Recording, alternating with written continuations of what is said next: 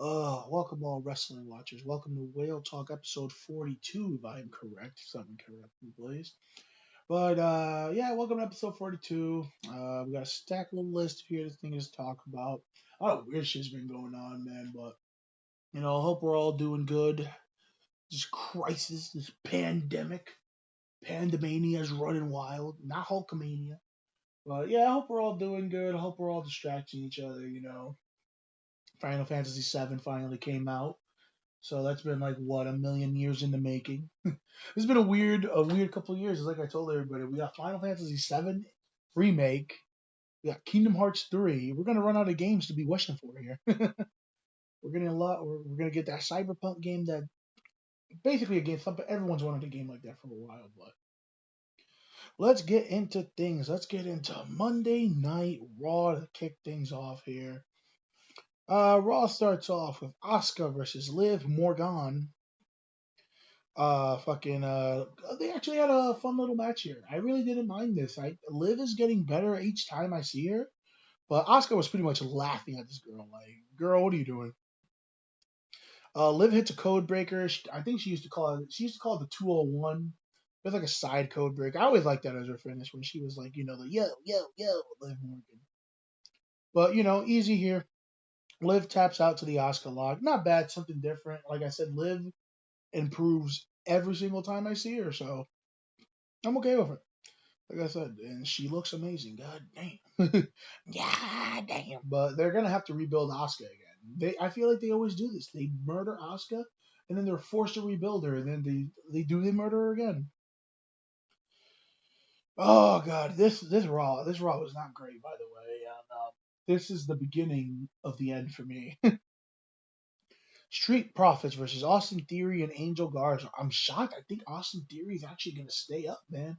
Opportunity creates fucking I mean, opportunity comes out of nowhere. Look at that. Fucking Austin Theory is fucking out in the main roster already. So it's Street Profits versus Austin Theory and Angel Guards. A tag team titles on the line. Heels mostly in control. Match gets DQ'd when Selena Vega gets caught cheating, assisting her boys. Bianca Belair comes out, says she wants a match with Selena Vega. Then we get Bianca Belair versus Selena Vega. Vega with a nice 619 choke on the rope. I thought that was really cool. Yeah, she went to 619 and turned it into like a cool little choke thing. I like how Vega is just using Aleister Black's Dragon Sleeper, or the Dragon Slayer as he used to call it. I forgot who it was. I think it was Sienna, fucking Allison Kay or whatever. She posted a thing with a she posted like a thing on Twitter saying you will never be able to tell who she's dating by her offense, which I thought that was pretty funny because I'm just like, I swear to God. It's like, Candice LeRae, Johnny Gargano. Candice LeRae's got to use the Gargano escape. Now Vega's using the Dragon Slayer. It's just like, I never understood that. Like, it's supposed to be cute. Like, I'd rather be known as myself, you know what I mean? Or you want to save that for like a big feud. Like, like fucking make an example, like Brie Bella, if she was ever in a big feud, make an example. And she would bust out the knee, the flying knee. I think that would be cool. But another DQ, because the boys are going at it on the outside. Now Ford wants a six-person tag team. Dawkins chases Garza out. Bianca hits the KOD for the win, restarting it again. Like, please, please help us. Please help. This match restarted 3 times. Oh boy, not needed at all. But I guess good for Bianca. She's now on Raw. I would have put her on SmackDown, honestly, but that's just me. But Big Bob Lashley says he needs a new manager and a new wife. So they're finally, hopefully, going to break that up and do something with Bobby Lashley. But, they won't. Then we get Aleister Black versus Apollo Crews in a what I counted to be a 27 or 37-minute match. Everyone makes me laugh though, because like I saw this and I was like, they're buying time. You know what I mean? People are just like, oh my god, they're finally gonna do something with Apollo Crews. I'm like, get the fuck out of here. They're never going to do something with Apollo Crews, sadly. That's a talented motherfucker right there. I was hyped, Uha Nation, but they're never gonna do anything with him. So they tried to explain it because Apollo Crews was on SmackDown a couple of weeks ago getting his ass beat by Sheamus, and they're like, "Oh, Raw has draft picks that we haven't used yet, and we used it to get Apollo Crews." I'm like, the draft was like almost a year ago. You're telling me Apollo Crews wasn't worth it? That you never even thought to draft him?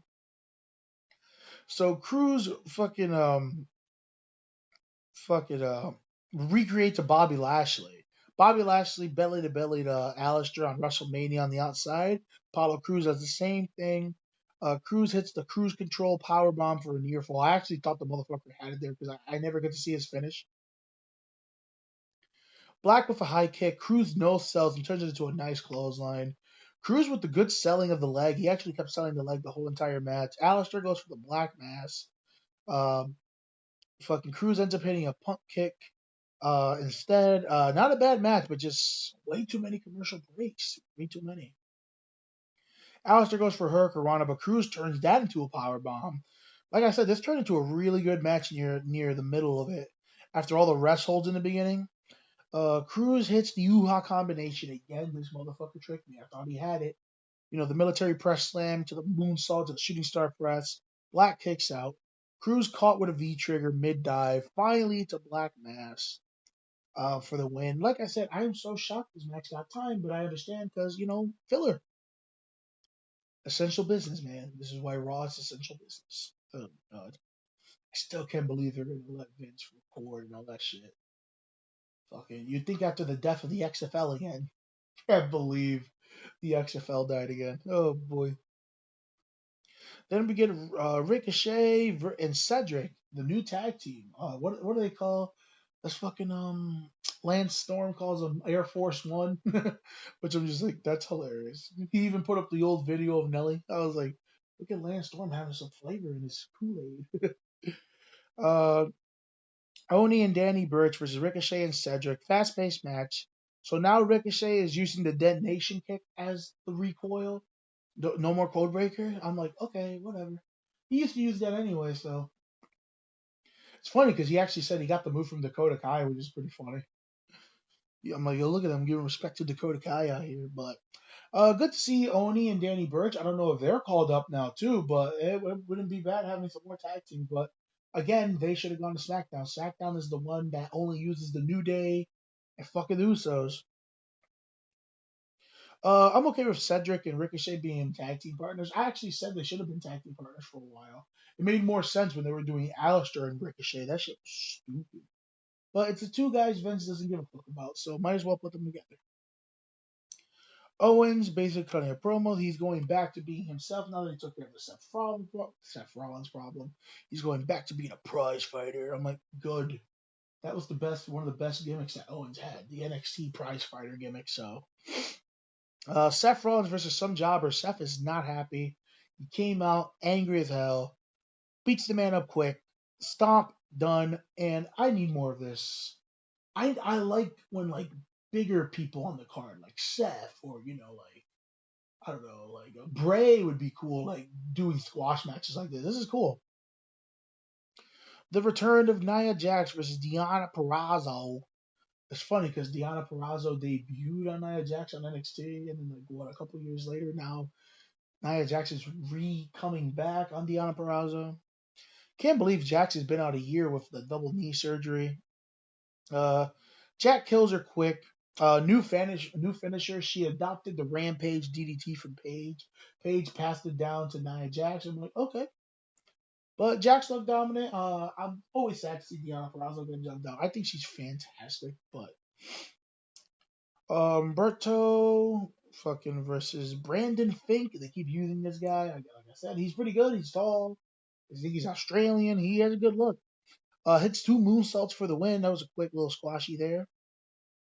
Charlotte went backstage promo, basically, the simple shit. Everyone's bowing down to the queen. I don't like how Charlotte's still showing up on Raw. I want her to just go to SmackDown, I mean, to NXT. Like, this was the point. I don't want Charlotte on two shows.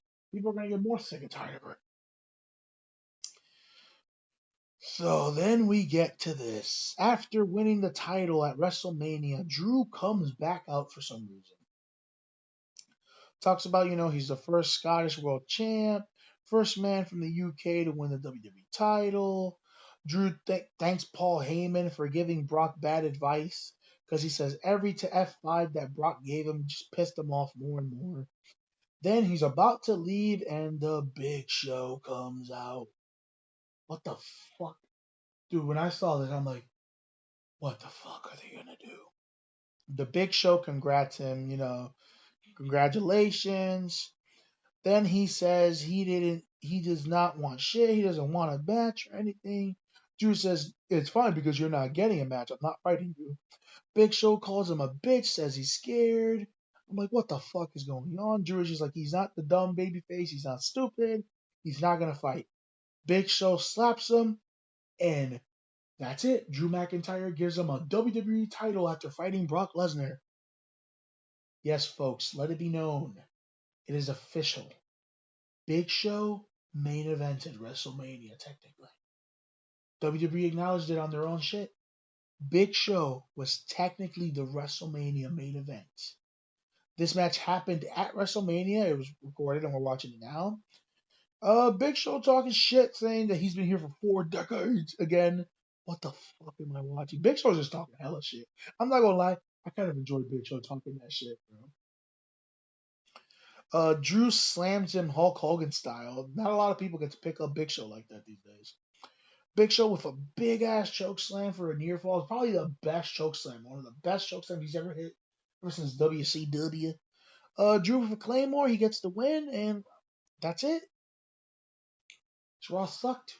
It was doo doo. Me no likey at all. And the Big Show, people. The Big Show. The Big Show. Where? What the fuck? Ah. Let's move on from that. NXT. NXT was basically kind of a fucking match show, but it was pretty good. It was good stuff. 3 matches if you want to count the squash match. So, women's ladder match for the number one contender for the NXT Women's Title: Io Shirai versus Tegan Knox versus Chelsea Green versus Mia Yim versus Dakota Kai versus Candice LeRae. Pretty much a Money in the Bank match. They even had a briefcase, and I'm like, this is pretty much a Money in the Bank match. Raquel fucking is basically helping Dakota Kai the whole fucking time. Get a ladder right when the match starts. She gets taken out. Kai gets jumped by everybody. Robert Stone is putting up some tables trying to help Chelsea Green. Tegan Knox always got a good choke slam. She hits a nice, really good choke slam. Green ends up bringing a chair into it, but gets her ass beat with her own chair, gets her leg destroyed with it. Io basically out to kill somebody with going crazy on everybody. Raquel dumps her off the ladder. Raquel then puts Kai in her shoulders and starts climbing the ladder, trying to help her. Raquel Gonzalez is trying to help Dakota Kai get up there. Yim with a nasty looking power bomb through the table to Raquel Gonzalez. I thought that girl died the way she took that power bomb. My God. Tegan crashes through a ladder. Dakota Kai finally took her out. Green was going to win, but she couldn't climb. Robert Stone ends up climbing the ladder with her, helping her climb it. They get tipped over. Io Shirai is the last woman standing, and Io Shirai wins the women's ladder match as it should be.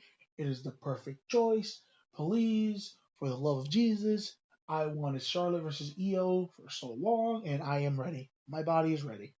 Io should be the one to beat Charlotte. I don't like. It's a bummer they're doing it this early because I would have built to Io beating Charlotte, but whatever. I could see Io versus Charlotte. I'm fucking happy. Finn with a message for Walter, basically saying he'll take him out when the time is right. Good stuff there. It's heel Finn. Heel Finn is fantastic, and this rivalry with Walter is actually pretty damn dope. So Indus Sheer, which is the two big Indian guys, versus Everrise. You gotta love Everrise. Those two weird job. Yeah, I know. So it's Rinku and Sara, the two big Indian motherfuckers. And the first thing I thought of is, why the fuck are these guys not with Jinder Mahal? Jinder's supposed to be making this big comeback, and they want to use him. Why the hell is he not with these guys? Backbreaker to the elbow drop, into sheer win. They're okay. I gotta see more of them. They're very big and intimidating. But I gotta see more. I gotta see more. They feel like Indian AOP right now. So, but AOP had more shit going on for them.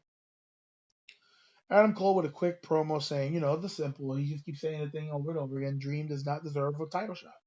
Which I'm like, you really think about it, he hasn't earned it. So, the cruiserweight title is having a side tournament to crown a new champion, an interim champion.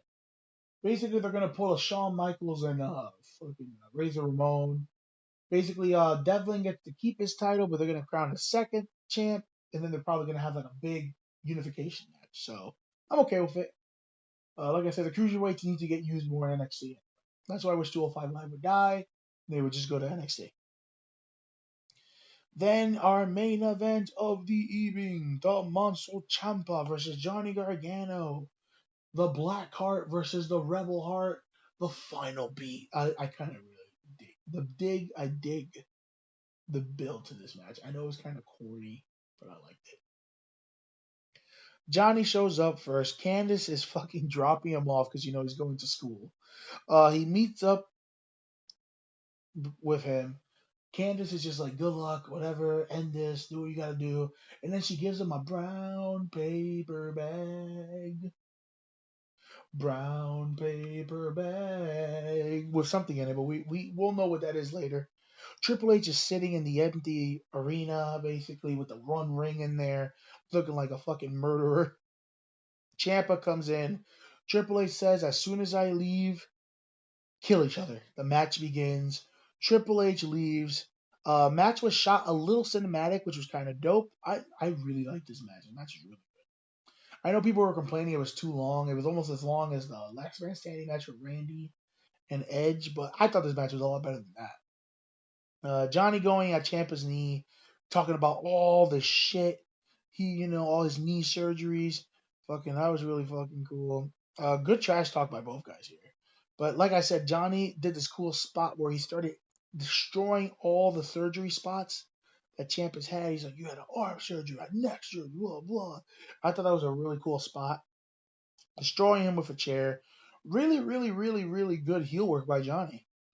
Johnny hits a chair and a trash can lid to the face, right to the face. Ciampa knees him with a trash can lid, wraps a chair around his head and smashes him into the pole, old Matt Hardy style. Ciampa gets his fucking crutch back. I'm like, dude, this guy's gonna carry this crutch everywhere he goes. Ciampa goes nuts, saying basically everything that he did for Johnny. He fought through all those surgeries and everything. He had all those injuries when they were in part of DIY, and he did it all for him. I was like, this is sad, man. This is sad.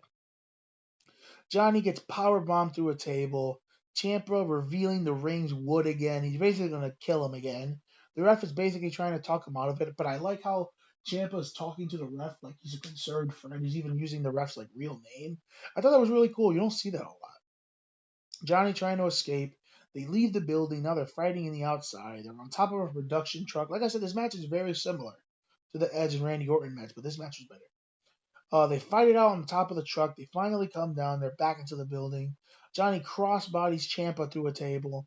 Ciampa gives Johnny the air raid crash from the top rope all the way to the floor. That had to hurt so bad for Johnny. Like, Ciampa must have been okay, but that must have hurt so much. Johnny uses a crutch to lock in the Gargano escape. Johnny hits Ciampa a million times with the trash can lid. Johnny says Ciampa is a failure as a person, a failure as a friend, a failure as a husband, and a failure as a father. Ciampa pretty much lost his fucking shit. Johnny was saying that his daughter's gonna thank him one day for basically ending Ciampa. Ciampa just loses his fucking shit. Fucking starts laughing, going like a maniac. Fighting spirit basically murders Johnny. Ref gets taken out by Johnny, and Ciampa hitting him with a knee by mistake. Ciampa hits Willow's Bell, the DDT, the draping DDT on the wood. That's how he beat him last time. Candace comes in. She's crying, telling both of them to please stop, please stop. She said, Champa, you got your wish. I hate my own husband. I hate Johnny Gargano. She tells Champa to finish this. Finally finish this. Champa's holding back a little bit. She's like, fine, I'll finish it. And she low blows Johnny Gargano. Champa is confused as hell. I'm confused as hell. Ciampa is crying, trying to comfort Johnny. Uh, tells him sorry. Candice ends up low blowing and turning to help Johnny and low blows Ciampa. Johnny Gargano sitting there laughing. He pulls out and he was wearing a cup. Finally, the smart man to wear a cup. You mind giving one to AJ Styles before? He's wearing a cup. That's the thing that Candice gave him in the brown paper bag. Fucking Johnny ends up hitting the fairy tale ending. Ciampa's own finish. One, two, three. Johnny Gargano beats Ciampa with his own finish. Johnny is way too happy. Candice is celebrating him. They're leaving the building. They're about to get in the car. And what do you see? There's a car in the parking lot with the window slightly open. And you see a creepy ass fucking Killer Cross and Scarlet Bordeaux. And I'm like, yo, this was great. This was fantastic stuff. And you right away, you got a perfect rivalry right now. I can't wait to see Johnny and fucking Killer Cross. Killer Cross is gonna murder this man. Johnny's gonna make this dude look like $1 million. But does that make Killer Cross a babyface? I don't know. But this was good stuff. I don't know what you do with Ciampa here. You know what I mean? Like Ciampa's got to come up to the main roster, but I don't want him to. But you know what I mean? But at this point, there's nothing for this man to do up there anymore. So NXT was a very, very, very, very good, entertaining episode. Like I said, a lot of cool stuff that they did in that match. It was legit the better version of the fucking of the last man standing match that Edge and Randy had. Here we go. Are you ready? Uh, uh, are you ready for a good time? It's SmackDown. Fuck. Braun kicks off SmackDown. I don't know why they put the title on Braun when he's so cold. This dude is ice cold right now. Please, for the love of God, turn this man heel soon. Please. They should have gone with the Jeff Hardy plan. They had the plan of Jeff Hardy being the one to beat Goldberg. That would have been so much better, and it would have gave us something no one's ever seen before. Fucking Jeff Hardy versus Goldberg. That would have been so much better. Braun is basically saying, hey, I won the title. I did this for the people. Blah blah blah blah. Shinsuke comes in, and I'm like, what the fuck? We're making Shinsuke versus Braun for the title. I like Shinsuke's promo. They let him cut an actual long promo. Like I said, I've always liked the way Shinsuke talks English. He talks man weird. Like the way he just his mannerism and stuff. I'm just like, oh God, I remember when you were one of the best wrestlers in the world. Basically, Shannon's like, give me a title shot, bitch. But last time I saw you, you got beat. So Cesaro jumps in. Shannon lands a high kick onto Braun, then he escapes. Braun is just like, okay, you want a match tonight? Basically, Shinsuke gets a WWE title match, which I'm like, oh God, you know what that means? I mean, Universal. He's losing. Nikki Cross and Alexa Bliss versus the Kabuki Warriors for the tag team titles for the 100th, 79, 1,054 time. I don't understand. Please, what happened to no more title rematches? Stop. Stop. Please. Oh, excuse me. Let me take a swig for this one. Oh boy. Match was actually a little bit entertaining though. Probably one of the best matches they've had. A lot of shit was going on in the beginning. They were going crazy. Nikki Cross was diving off shit. Asuka was diving off shit. They were all fighting each other on the outside. Nikki was going nuts, banging on her chest. I was like, what the fuck is going on? Bliss hits a shetty. And I mean a very shetty DDT. Oh my god. Bliss hits Twisted Bliss on the outside on both girls. That was cool. Nikki hits the Purge, the spinning neck breaker for the win. Sadly, I would have legit just gave the titles back to the Kabuki Warriors. They're the only real women's tag team, but the more and more I see, the more and more I know Kyrie is getting the fuck out of here. Elias with a promo. Oh, the SmackDown's really off to a good start. Says he beat King Corbin. Makes a song about him beating King Corbin. And then he said he wants to win Money in the Bank. How about no? Dolph Ziggler and Tucker. Tucker comes out. Dolph Ziggler is also with Sonya Deville now, which I actually think is kind of dope. I kind of like them together. Like I said, Ziggler's such on point when he's such a dick. Tucker comes out and he basically mocks Ziggler doing the same thing that Ziggler did to Otis. He's showing Ziggler all the pictures of Otis and Mandy together. Excuse me. Tucker starts killing Ziggs basically. Ziggler goes for the famouser. Tucker catches him midair and chucks him all the way and fucking to the announce table. That looked pretty sweet.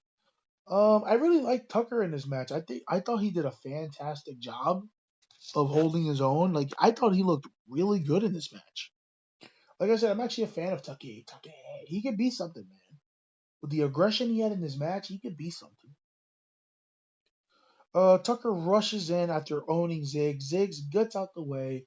One super kick, one, two, three. I'm shocked they're giving Ziggler all these wins, but they're never gonna do anything with him, so who cares? You know what I mean? But good for him.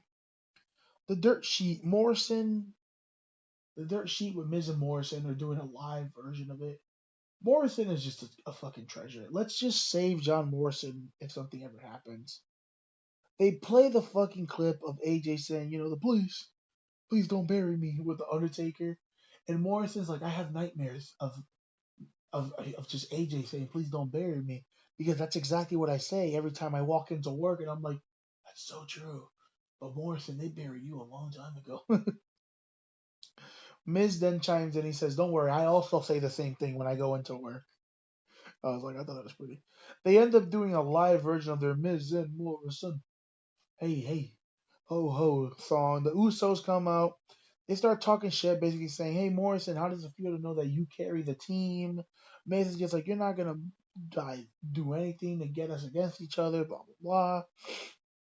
New Day comes out because, this is the only tag teams that SmackDown has.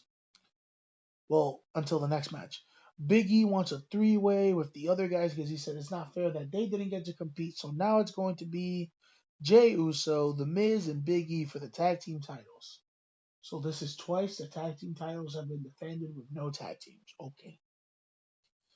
The Forgotten Sons make their main roster debut. Like I said, I know a lot of people shit on the Forgotten Sons. I think they're dope. I think they're a really cool tag team. Jackson Riker's gonna be a star. Let's when Vince sees this man, he's gonna cream his pants. The Forgotten Sons versus the Lucha House Party. Good for them. Good luck. They're basically gonna be sanity. I think they're just gonna do nothing. Gunner's gonna be okay. Every time I see Grand Metalik, I just get so sad, dude. This guy is so good. It's such a shame. The Forgotten Sons win. People could talk shit about the Forgotten Sons, but they got a sick tag team finish. Scorpion Death Drop into the stomp to the chest. I fucking love that move. I get a little hyped every time I see it. But let's hope they don't end up like Sanity. Let's hope they actually end up doing something with them. Well. Sasha Banks comes in, and I look at her and I'm just like, God damn, I'm so ready for her to be the champ finally. Bailey comes in, says 182 days as champion. When they start naming the number, it's a bad thing. Bailey says that their friendship is still strong no matter what they tried to do at the WrestleMania. Tamina comes out, and I keep asking myself, who is the motherfucker that Tamina slept with that she's getting this big ass push? I don't understand. Tamina was talking trash, saying it took 4 people to beat her. She wants that one-on-one for the title. And I'm like, what the fuck? Sasha says Tamina was too busy hiding in a coconut shell. She used to go back where he came from. That shit was hilarious. She needs to go back where she came from because she just can't come out and want title shots. Bailey says you can have a title shot if you do one thing: beat my best friend Sasha Banks. Sasha looks at her like, dude, what the fuck? Tamina looks at her and says, your friend just screwed you over. And I'm just like, was Tamina not the biggest jobber ever? I don't get it. Sheamus versus Jobber. Bloom Give? I think the name is. I don't know. I think he's a second generation superstar, people were saying. But just give Sheamus the fucking. It's Cal Bloom, my bad. Give Sheamus the fucking IC title already. That's all he wants. Bro kick done. Sheamus has this weird stare down with Corey Graves. And mind you, Graves was actually talking about getting back in the ring, so I don't know what that means. They're playing all these Jeff Hardy hype videos. They're really trying to make us push Jeff. Like I said, apparently Vince is just doing this so Jeff doesn't go to AEW. He's just pushing the shit out of him, which I'm like, yeah, that's one way to make someone stay. Then we get Braun versus Shinsuke for the Universal title. Cesaro keeps getting involved here and there. Braun takes out Cesaro with a running shoulder block and that stupid train thing he does. He has a fucking shirt where it's just him as a train. I'm just like, Braun has some of the worst merchandise I've ever seen. Power Slam, done. That's it. Legit. This match is very, very short. Then it gets saved. The best part of SmackDown. SmackDown was an absolute dumpster fire. The best part of SmackDown was Bray Wyatt with the Firefly Funhouse. Bray, congrats Braun. He shows him clip of back in the day of him being, Braun, basically Braun being his bitch. Basically says he doesn't like the way Braun turned on the family. All he wants is a sorry, an apology, and he's good to go. He will not do anything. He says he will forgive Braun, but the puppets don't want to forgive Braun. Braun basically looks at him and says, I'm not playing your games. Bray says, well, since you're not playing my games, I want my title back. Says he brought him into this world, he can take him out. Bray's about to do the thing where he's like, bye, and he's leaving. Braun stops him and basically says, I'm going to do something no one's done yet. I'm going to let you in. And then he starts playing with Bray and saying, bye, bye, and all that stuff. And I'm like, this feud can be good. But again, you put yourself in that weird position. Braun just won the title. If Bray beats him, transitional champion. If Braun beats Bray, Bray suffers. I just give the title back to Bray. The title should have never, ever, ever, ever, ever, ever, ever, ever left Bray's fucking waist. I don't know why they listen to Oldberg.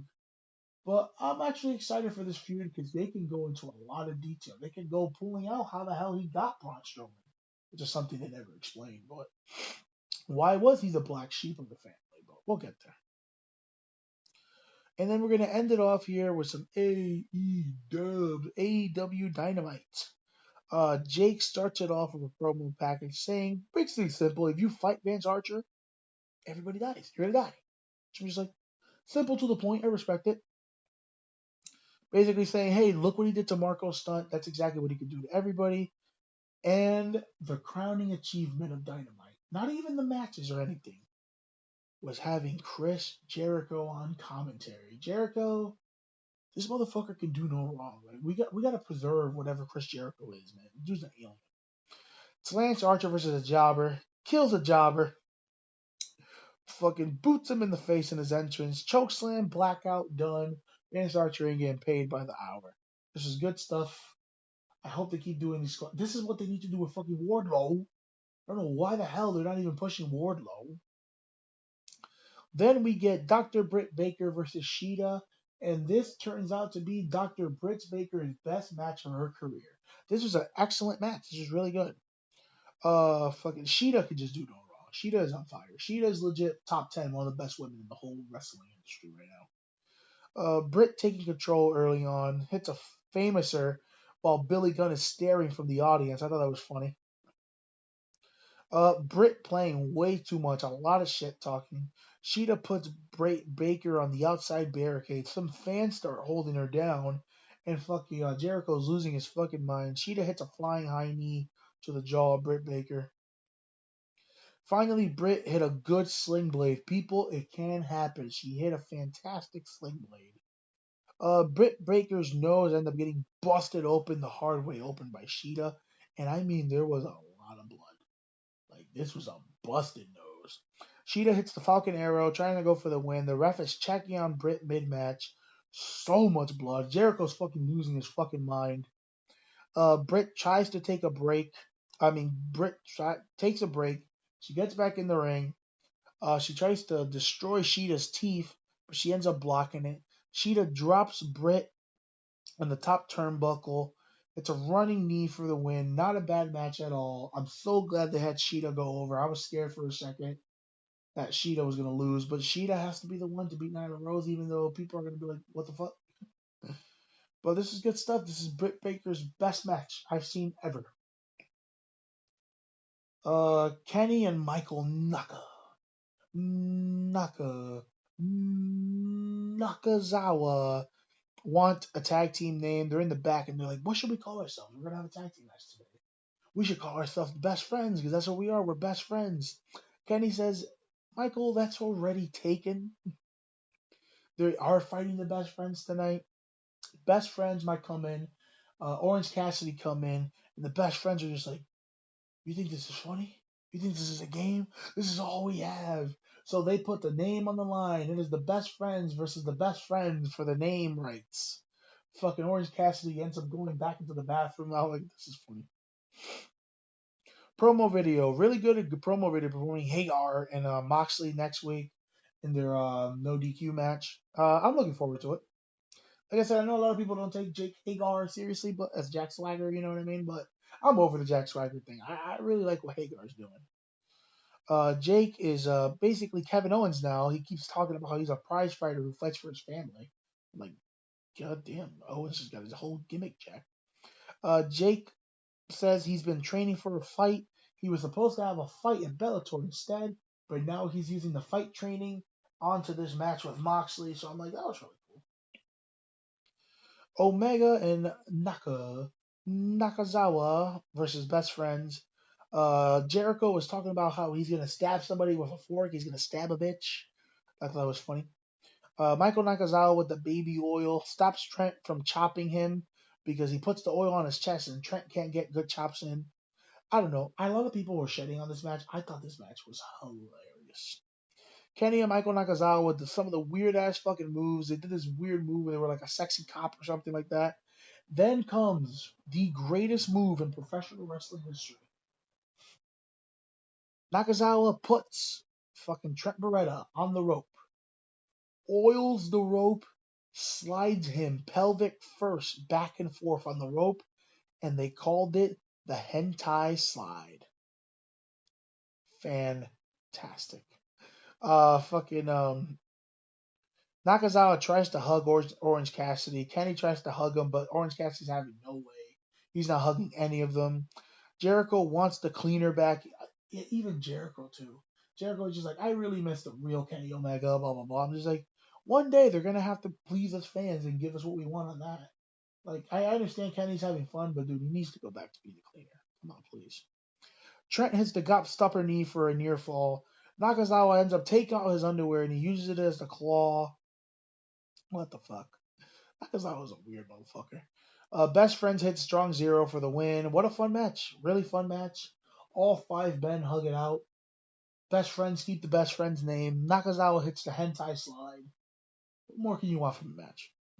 Brody Lee talking some more shit to the creepers outside. Basically, he's here to make them better. Fucking basically he was acting more cult leaderish here, which I kind of liked, but I'm okay with this still. Matt Hardy is coming for the inner circle. Call Sammy a false god who doesn't know Spanish. Call Santana Santina, which I'm like, oh no, Santina Morella. He wants to eat Pride and Powerful because he loves fucking Spanish food. I'm like, oh my god, this is hilarious. Vanguard ones ends up burning the inner circle shirt that he got from fucking Chris Jericho. He calls it a dumpster fire. Wants him to come to his house. He wants Jericho to come over to have what he's calling the Elite Deletion. So basically, we might get a specialty match between Matt Hardy and Jericho. That's probably going to be fucking match of the year candidate, just because stupidity. Lee Johnson versus Brody Lee, and I'm like, they really put two Lees next to each other. That's funny. Lee Johnson's an enhancement talent, but he's a pretty cool guy. Harper kills him easily. Spinning clothesline. Done. Harper wins tweet of the day for me that day. Because you know how the best friends were fighting Kenny Omega for the best friends title. And Lee wrote a tweet saying, does that mean I get to keep the Lee in Brody Lee because I beat fucking Lee Johnson? I thought it was great. Main event time. It is Shawn Spears versus Cody Rhodes. You know where this is going. TNT title tournament match here. Shawn gets a chair, throws it into Cody. Fucking Cody blocks it, hits the Cody cutter. Cody misses a moonsault. Spears with a sick pile driver for a near fall. I hate pile drivers for a near fall. I always will. S- oh god. Spears with a fucking suplex on the steel barricade. He took a whole steel barricade off and just hit a suplex on it. I don't understand why Cody Rhodes matches there's no DQ. I swear every match this man's on there's DQ, but there's not really. Oh god. Cody uses the weight belt. Shawn Spears ends up hitting the sky high spine buster for a near fall. Shawn is trying to get the table. Cody dives on him, and then Cody gets the table instead. Shawn tries to take off the turnbuckle. Brandy stops them. Spears with the C4 through the table on Cody. Remember, this is not a no DQ match. Fucking I don't know. I don't know what happened to the rules in this match. I like the match, but I don't know what happened. Jericho's hating on the guy with the pineapple shirt, calling him Pineapple Pete on the audience. Cody hits two crossroads on Spears, and Spears kicks out. I was so shocked. I'm at least happy Cody gave him that. And then what does he do? Cody ends up pinning Shawn Spears with a figure four leg drop, a leg lock. I know Ric Flair's done that a couple times. Jericho is just like, I've never seen that before, and I'm like, Jericho, Ric's done that a couple times, I think.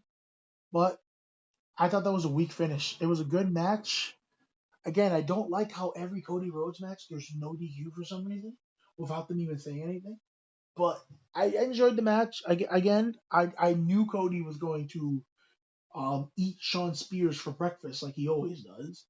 But I don't know. I just thought the finish was flat. I don't like that finish. I don't. I would have rather just had Shawn Spears tap out, honestly, because like at this point he's a jobber anyway, so who cares? Again, wherever this man goes, he's a jobber. I know he says whatever. I know on Twitter he's always telling everybody, "Hey, I've gotten more TV time here than I have in my whole time in the main roster." And I'm like, I know, but NXT, this guy was a star, dude. I still remember when he fucking had that cage match with Sanity, and he took care of all of them by himself. That was great.